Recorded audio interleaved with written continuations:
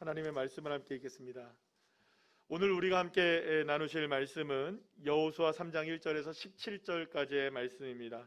구약 성경 322쪽 여호수아 3장 1절에서 17절까지의 말씀, 우리 다 같이 함께 한 목소리로 합독하시겠습니다. 또 여호수아가 아침에 일찍이 일어나서 그와 모든 이스라엘 자손들과 더불어 시딤에서 떠나 요단에 이르러 건너가기 전에 거기서 유숙하니라. 사흘 후에 관리들이 진중으로 두루다니며 백성에게 명령하여 이르되, 너희는 레위 사람 제사장들이 너희 하나님 여호와의 언약궤 매는 것을 보거든 너희가 있는 곳을 떠나 그 뒤를 따르라. 그러나 너희와 그 사이 거리가 2000규빗쯤 되게 하고 그것에 가까이 하지는 말라. 그리하면 너희가 행할 길을 알리니 너희가 이전에 이 길을 지나보지 못하였음이니라 하니라. 여호수아가 또 백성에게 이르되, 너희는 자신을 성결하게 하라. 여호와께서 내일 너희 가운데 기이한 일들을 행하시리라. 여호수아가 또 제사장들에게 말하여 이르되, 언약궤를 메고 백성에게 앞서 건너라 하매 곧 언약궤를 메고 백성에 앞서 나아가니라. 여호와께서 여호수아에게 이르시되, 내가 오늘부터 시작하여 너를 온 이스라엘의 목전에서 크게 하여 내가 모세와 함께 있었던 것과 같이 너와 함께 있는 것을 그들이 알게 하리라. 너는 언약궤를 맨 제사장들에게 명령하여 이르기를, 너희가 요단 물가에 이르거든 요단에 들어서라 하라. 여호수아가 이스라엘 자손에게 이르되, 이리 와서 너희 하나님 여호와의 말씀을 들으라 하고 또 말하되, 살아계신 하나님이 너희 가운데 계시사 가나안 족속과 헷 족속과 히위 족속과 브리스 족속과 기르가스 족속과 아모리 족속과 여부스 족속을 너희 앞에서 반드시 쫓아내실 줄을 이곳으로 너희가 알리라. 보라, 온 땅의 주의 언약궤가 너희 앞에서 요단을 건너가나니 이제 이스라엘 지파 중에서 각 지파에 한 사람씩 12명을 택하라. 온 땅의 주 여호와의 궤를 맨 제사장들의 발바닥이 요단물을 밟고 멈추면 요단물 곧 위에서부터 흘러내리던 물이 끊어지고 한 곳에 쌓여 서리라. 백성이 요단을 건너려고 자기들의 장막을 떠날 때에 제사장들은 언약궤를 메고 백성 앞에서 나아가니라. 요단이 곡식 거두는 시기에는 항상 언덕에 넘치더라. 궤를 맨 자들이 요단의 이름에 궤를 맨 제사장들의 발이 물가에 잠기자 곧 위에서부터 흘러내리던 물이 그쳐서 사르단에 가까운 매우 멀리 있는 아담 성읍 변두리에 일어나 한 곳에 쌓이고 아라바의 바다 여매로 향하여 흘러내려가는 물은 온전히 끊어지매 백성이 여리고 앞으로 바로 건널새 여호와의 언약궤를 맨 제사장들은 요단 가운데 마른 땅에 굳게 섰고 그 모든 백성이 요단을 건너기를 마칠 때까지 모든 이스라엘은 그 마른 땅으로 건너갔더라. 아멘. 할렐루야. 오늘은 여호수아 3장 1절에서 17절의 말씀으로 제목을 이렇게 정해봤습니다. 우리 다 같이 한번 읽어볼까요? 시작. 하나님이 우리 가운데 계십니다. 아멘. 오늘 이 제목을 가지고 여호수아에서의 말씀, 그리고 또 오늘 설립 6주년 기념 주일의 말씀을 함께 나누도록 하겠습니다.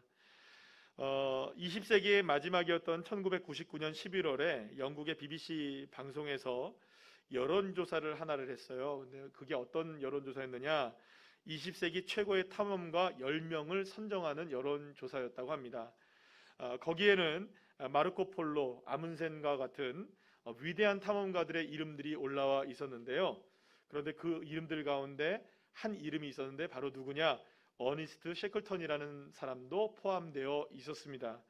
하지만 이 사람은 사실은 그 성공한 탐험가도 아니었고 어떻게 보면 실패한 탐험가였음에도 불구하고 이 사람이 위대한 탐험가로 10명 가운데 선정이 되었다는 거예요. 사실은 왜 실패했냐고 얘기하냐면 1914년 8월입니다. 8월에 27명의 대원들과 함께 남극을 탐험하기 위해서 인듀얼런스호라는 배를 타고 이제 남극을 탐험하러 갔다가 그만 남극을 제대로 탐험하지도 못한 채 좌초가 돼버리고 맙니다. 그래서 굉장히 어려운 일을 당해요. 그러다가 결국에는 뭐 이렇게 얼음덩이, 빙산, 이렇게 여러 가지로 이렇게 표류하다가 얼마 만에 구조가 되냐면 18개월 만에 구조가 됩니다. 그러니까 1년 6개월 동안 어디서 산 겁니까? 남극에서 산 거예요.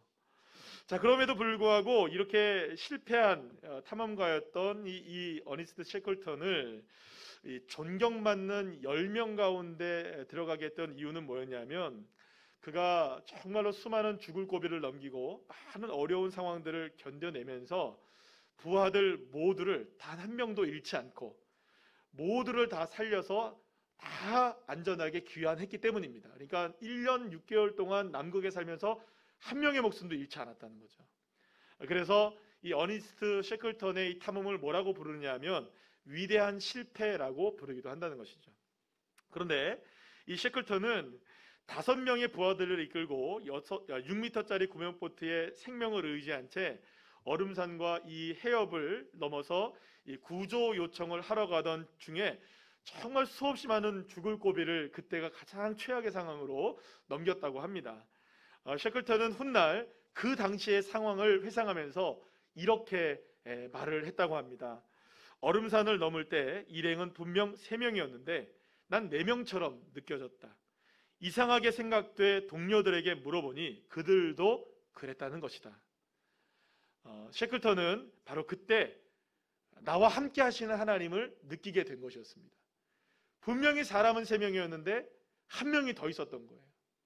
누구였을까요? 나와 동행하시고 그 어려운 상황 가운데 함께 하시고 계셨던 하나님의 존재였던 겁니다. 그리고 결국에는 이 셰클턴의 삶을 위대하게 만들었던 것은 셰클턴이 아니라 바로 그분과 함께 하셨던 하나님, 그 하나님이 그의 인생을 위대하게 만들어 주었던 것이죠. 2022년 새해에 우리가 지난주 첫 주간을 보내게 되었습니다. 그러면서 우리가 깨닫는 것은 여전히 나에게 주어진 삶이 만만치가 않더라라는 것이죠. 과연 새로운 한 해가 될 수 있을까? 꿈꾸고 기도한 것들이 정말로 이루어질 수 있을까? 내 인생에 다가오는 이 거센 풍랑과 이 도전들 앞에서 과연 나는 어떤 삶을 살아갈 수 있을까? 사실은 살아보니 불안하고요, 살아보니 두렵기도 한 것이 우리의 인생이 아닐까라는 생각을 합니다. 자, 그런데 오늘 본문에서 그러한 모든 두려움 가운데 살고 있는 저와 여러분들을 향해 주저함 없이 창이란 요단 한가운데로 향해 거침없이 발걸음을 옮겼던 사람들을 우리가 말씀을 통해서 만나게 됩니다.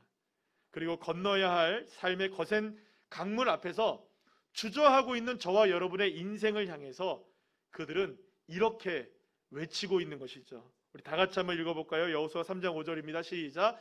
여호와께서 내일 너희 가운데 기이한 일들을 행하시리라. 할렐루야. 다시 한번 시작. 여호와께서 내일 너희 가운데 기이한 일들을 행하시리라. 할렐루야. 사랑하는 여러분, 오늘 우리에게 하나님이 너희와 함께 하신다. 하나님은 너희에게 놀랍고 기이한 일들을 행하신다. 할렐루야.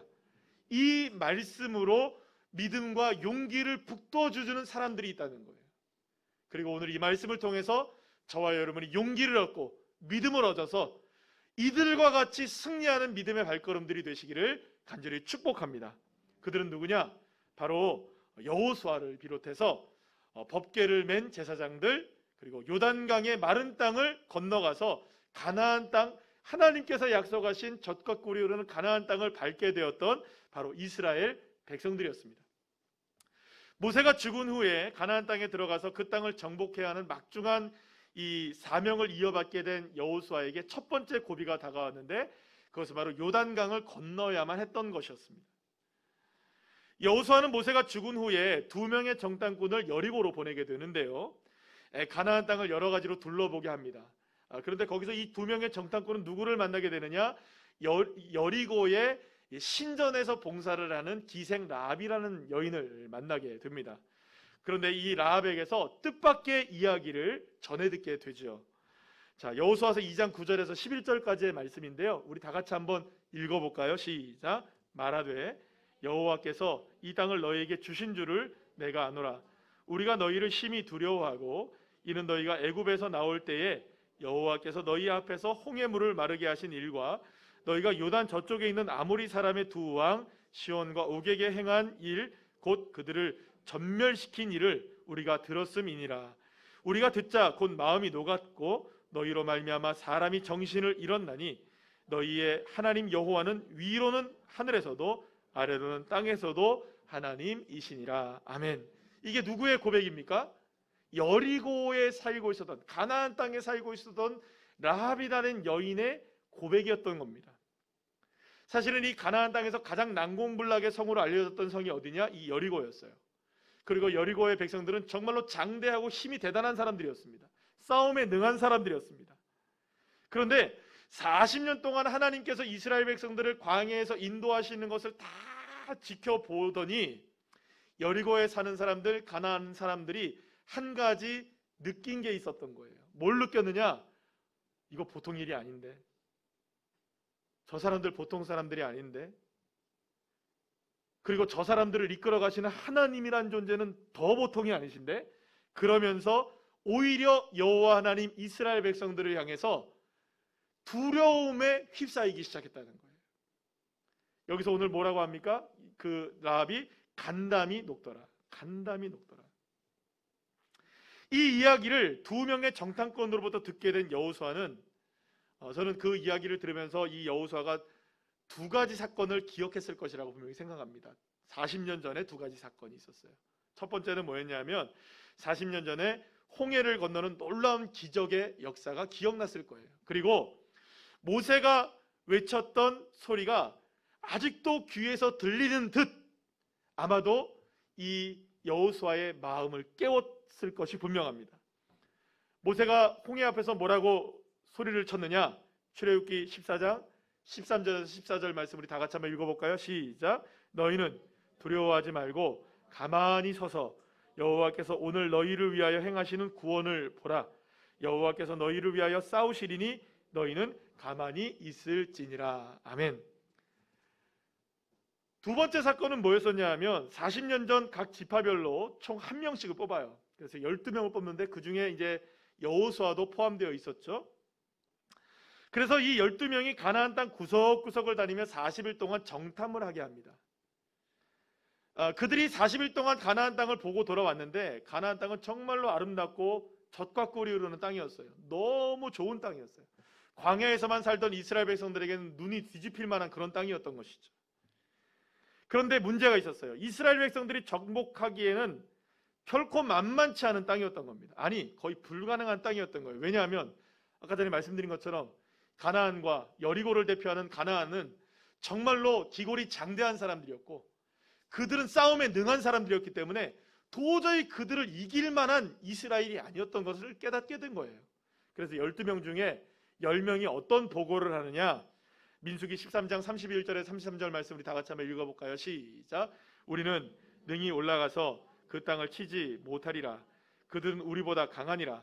거기서 본 모든 백성은 신장이 장대한 자들이며 거기서 거인을 보았나니 우리는 스스로 보기에도 메뚜기 같으니 그들이 보기에도 그와 같을 것이니라. 40년 전에 이스라엘 백성들이 가나안 땅을 보고 왔을 때 가나안 땅의 백성들의 모습은 이스라엘 백성들의 마음에 간담을 녹였던 겁니다. 너무 두려웠던 것이죠. 결국 40년이라는 시간을 광야에서 헤맬 수밖에 없는 징계를 받게 될 정도로 그 땅에 나아가지 못하게 되었던 것입니다. 그런데 바로 그때 그 사건이 일어났을 때 여호수아와 갈렙이 옷을 찢으며 얘기합니다. 옷을 찢으며 한탄하며 외치며 고백했던 이야기가 있어요. 40년 전에 어떻게 고백했느냐? 민수기 14장 9절 말씀 우리 다 같이 한번 읽어볼까요? 시작. 여호와를 거역하지 말라. 또 그 땅 백성을 두려워하지 말라. 그들은 우리의 먹이라. 그들의 보호자는 그들에게서 떠났고 여호와는 우리와 함께 하시느니라. 그들을 두려워하지 말라. 아멘. 40년 전에 여호수아와 갈렙이 외쳤던 것이 무엇입니까? 우리와 여호와 하나님이 함께 하신다. 비록 우리가 두려운 일을 당했어도 여호와 하나님이 함께 하시니 두려워하지 말라. 우리는 이긴다. 이 고백을 했던 거예요. 40년 전에 이스라엘이 가나안에 대해서 두려움에 마음까지 녹아내리고 있었던 것이죠. 하지만 이제는 상황이 뒤바뀌었어요. 40년이 뒤바뀌었을 때 어떤 역사가 일어나느냐? 이스라엘 백성들을 바라보는 여리고 성의 백성들, 가나안 땅의 백성들이 간담이 높고 있었던 거예요. 완전히 40년 만에 상황이 뒤바뀌게 되었던 것이죠. 여호수아는 비록 요단강이 앞길을 막고 있다 할지라도 40년 전 홍해를 건너게 하셨던 그 하나님이 오늘 우리와 함께 하시기 때문에, 할렐루야, 얼마든지 강을 건널 수 있게 하시고 우리를 위해 싸우시는 그 하나님을 만날 수 있을 것이다. 이 믿음을 강하고 담대하게 갖게 되었던 것입니다. 자, 그렇다면 이제부터 여호수아와 이스라엘이 해야 했던 것은 무엇일까요? 그것은 그저 하나님의 말씀에 순종하고 하나님의 뜻에 인도하심에 따라 움직이는 것이 이스라엘과 또 여호수아가 할 수 있는 전부였던 것입니다. 그것을 모세는 뭐라고 얘기하느냐? 따라합시다. 가만히 있어라. 가만히 있어라고 얘기한 거예요. 출애굽기 14장 14절에서 모세가 여호와께서 너희를 위해 싸우시리니 너희는 가만히 있을지니라, 가만히 있을지니라, 이 말을 했는데요. 그런데 여러분, 여기서 가만히 있으라는 이 말은요, 단순하게 침묵하고 아무것도 하지 말고 그냥 가만히 있어라, 정말 이런 얘기가 아니에요. 이 가만히 있으라는 말에 히브리어 하라쉬라는 말이 있는데요, 이 하라쉬라는 말의 뜻은 어떤 뜻이 있느냐? 가만히 있는 건 맞습니다. 근데 왜 가만히 있어야 되느냐? 이유가 있어요. 가만히 있는데 어떻게 가만히 있는 거냐? 금속에다가 무엇인가를 새겨 넣는 겁니다. 그러면 여러분, 금속이 움직여야 됩니까? 가만히 있어야 됩니까? 그래요. 가만히 있어야죠. 가만히 있어야 새겨 넣죠. 가만히 있어야, 움직이지 않아야 뭔가 제대로 새겨 넣을 거 아닙니까? 그래서 뭔가를 금속에다가 새겨 넣기 위해 가만히 있으라는 말이에요. 자, 그러면 이 말은 어떤 뜻입니까? 여호와 하나님께서 우리와 함께 하시고, 할렐루야, 여호와 하나님이 우리를 위해서 싸우시고 여호와 하나님이 앞서 행하시며 하나님이 우리를 인도하신다. 이 사실을 어디에다 새겨라? 마음에 새기고 믿음에 새기고 삶에 새기는 것, 이것이 가만히 있는 것이라는 거예요. 자, 그런데 오늘 본문을 보면 1절 말씀을 보면 시딤을 떠나서 요단강에 도착한 이후에 3일 동안 아무것도 안 하는 것을 보게 돼요. 여호수아가. 이스라엘 백성들도 그냥 가만히 있습니다. 3일 동안. 그리고 3일이 지난 후에야 이제 움직이기 시작해요. 어떻게 움직이느냐? 이스라엘 백성들을 여호수아가 진중에 관리들을 다 보냅니다. 그래서 제사장들이 언약궤를 매는 것을 보게 되면 너희들이 이제 그 자리에서 일어나서 언약궤가 따라가는 길을 따라가되 얼마 정도의 거리를 두고 따라가느냐? 2000규빗, 약 1km 정도의 거리를 두고 언약궤가 움직이는 방향으로 따라가면 된다, 이렇게 얘기를 해요. 명령이 떨어진 거예요. 자, 그런데 문제는 뭐냐면 3일 동안 아무것도 안 하고 기다렸다는 거예요. 자, 그렇다면 왜 3일을 기다렸던 것일까요? 또 제사장들이 언약궤를 메고 갈 때 백성들이 왜 1km, 약 2000규빗이라는 그 거리를 두고 따라가 했던 것일까 하는 것이죠. 먼저 3일을 기다려야 했던 것, 기다려라, 가만히 있어라, 의미가 뭔지 아시겠어요? 여호와 하나님 앞에 여호수아는 깊이 있는 주님과의 교제의 시간을 가져야만 했던 것입니다. 그렇다면 어떤 교제의 시간이었을까요? 하나님의 뜻이 무엇이지? 하나님의 명령이 무엇이지? 하나님의 역사하심이 어떻게 이루어질까? 이것을 기다리는 시간을 가졌어야 되는 거예요. 그리고 또 한 가지, 지금까지 정탐꾼들을 통하여 수집된 많은 정보들을 분석하고 지금까지 역사하셨던 하나님의 인도하심을 묵상하면서 그 어떤 정보보다, 나의 생각보다, 나의 뜻보다 오직 누구의 뜻? 하나님의 뜻에 순종하기 위하여, 그리고 또 하나님 앞에 그 말씀을 묵상하기 위해서 3일 동안의 침묵의 시간, 가만히 있는 시간을 보내게 되었던 것이죠. 사랑하는 여러분, 그래서 여러분, 제 아무리 모든 것이 완벽하게 준비가 되어 있어도요, 적어도 그리스도인들에게 있어서 가장 중요한 것은요, 나의 경험, 나의 계획, 나의 이론, 나의 생각을 따라가는 것이 아니라 하나님의 뜻에 순종해 나가는 것이죠. 믿으십니까? 그래서 여러분, 그리스도인들에게 날마다 팩트 체크가 되어야 돼요. 요즘 팩트 체크 해야 되잖아요. 근데 그리스도인들에게 날마다 체크되어야 될 팩트가 있어요. 그게 뭐냐? 내 생각, 내 경험, 내 계획, 내 뜻이 아니라 하나님의 뜻은 무엇인가? 하나님이 말씀하시는 것은 무엇인가? 하나님의 은혜는 무엇인가 체크하셔야 됩니다. 내 생각, 내 뜻, 내 마음이 아니라 하나님의 뜻을 체크하셔야 돼요. 그러기 위해서 말씀 묵상하셔야 되고, 할렐루야, 기도하셔야 되죠. 사랑하는 여러분, 그렇게 하나님은 우리가 하나님의 말씀을 점검하는 시간을 갖기를 원하시는 거예요. 그래서 여러분, 가만히 있는 시간은 가만히 그냥 있는 게 아니에요. 하나님의 말씀을 내 안에 새기는 시간인 거예요. 하나님의 뜻을 내 안에 새기는 시간인 거예요. 사랑하는 여러분, 하나님의 말씀을, 하나님의 뜻을 내 가슴에, 내 마음에, 내 삶에 새겨나가는 믿음의 종들 되시기를 간절히 축원합니다. 자, 그리고 두 번째가 있어요. 언약궤와 1km의 거리를 두라고 했어요. 이것은 단순하게 언약궤를 가까이 하지 말라는 의미는 아닐 거예요.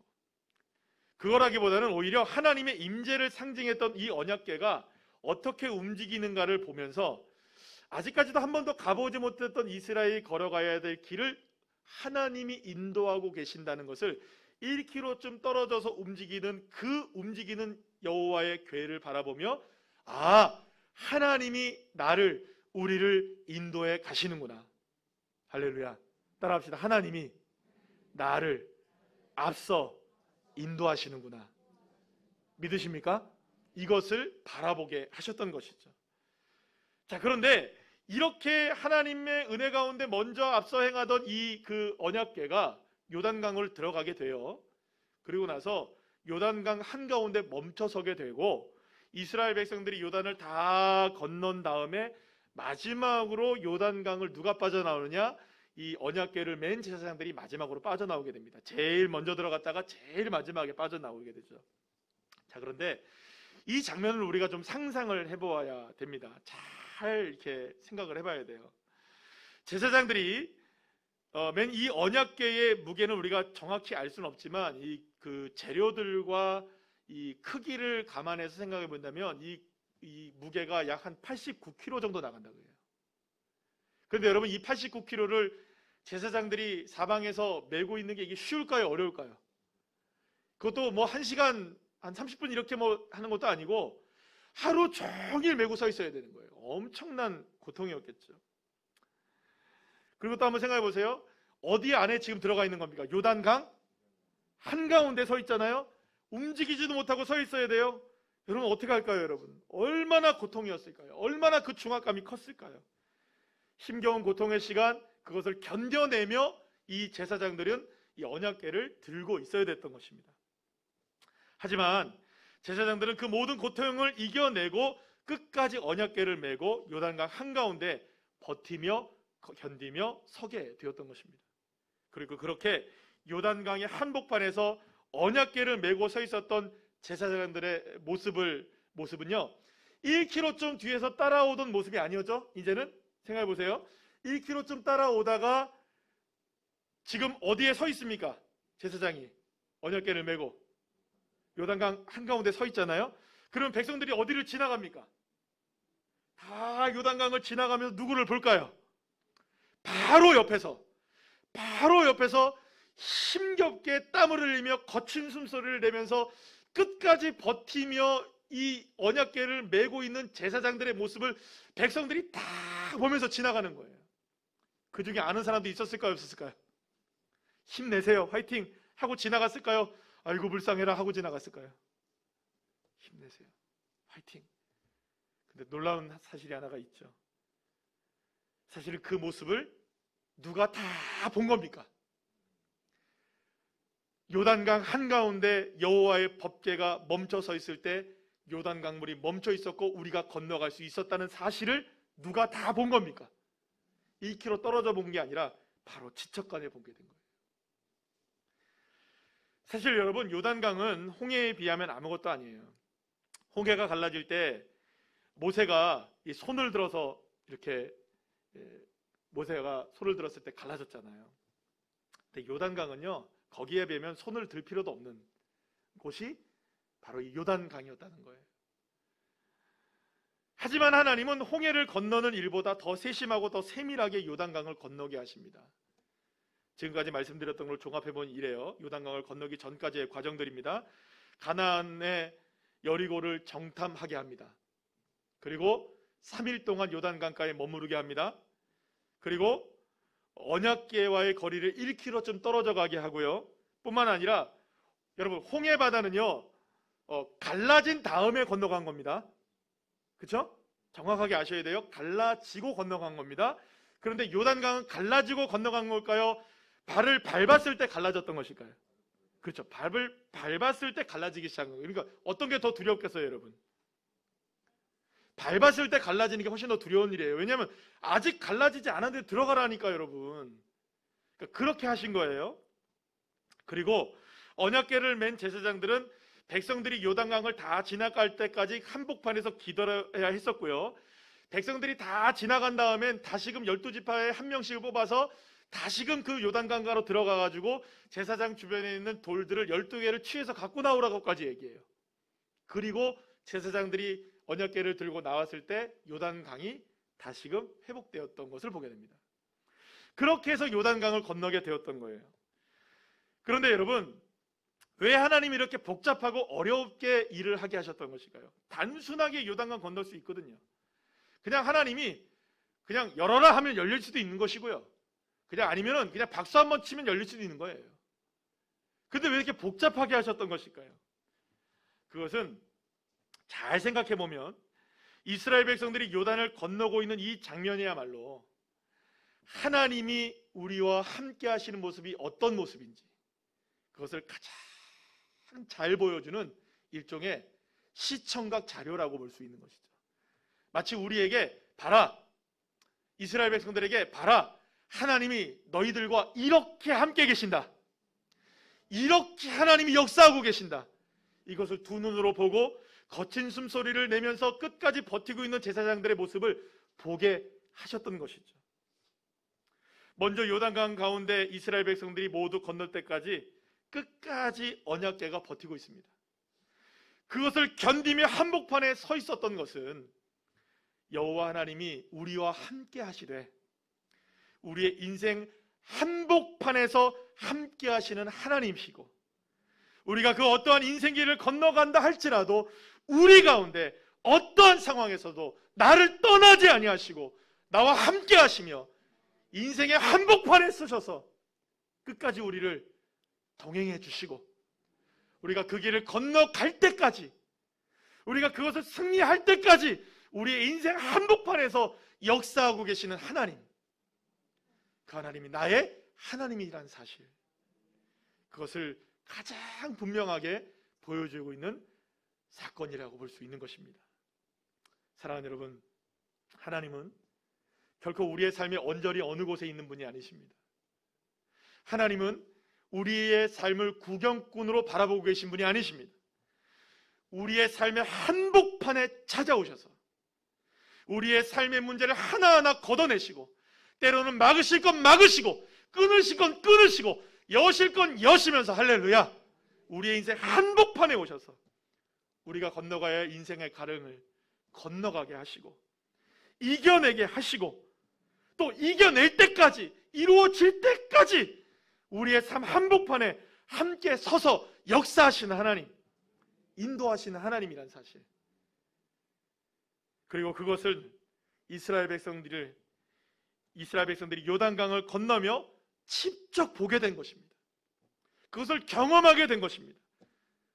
하나님이 우리 가운데 함께 하신다, 내 인생 가운데도 함께 하신다. 그래서 하나님은 요단강을 건너는 일을 통해 앞으로 이스라엘 백성들이 가나안을 정복할 때도 이와 같은 역사가 있을 것이라고 분명히 약속해 주십니다.